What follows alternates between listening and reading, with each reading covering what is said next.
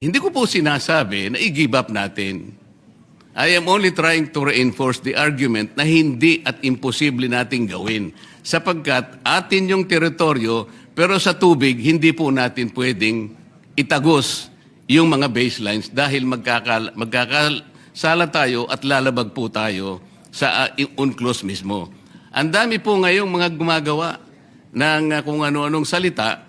Sumama na nga po yung napakaraming tao na sinasabi ko ro, i-give up natin ang KIG. Mr. President, kahit kailan hindi ko sinabi yun.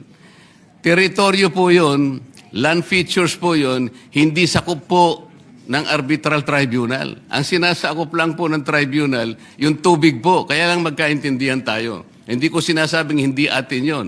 Teritoryo na natin yon dahil occupied na po natin yon. Ngunit ang pinag-uusapan lang po, yung tubig nila, hindi natin pwedeng i-connect doon sa ating exclusive economic zone.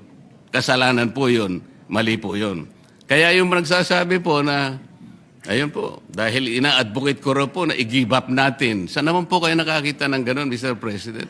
Ang dami pang AIs ngayon. Nabanggit na rin po kanina. Senador po kami daw. Kami po ay mga traidor. Paano po bang magiging traidor ang isang tao? Nililinaw lang po ang basihan na sinasabi natin kung gusto nating magkaroon ng West Philippine Sea o di makiusap tayo.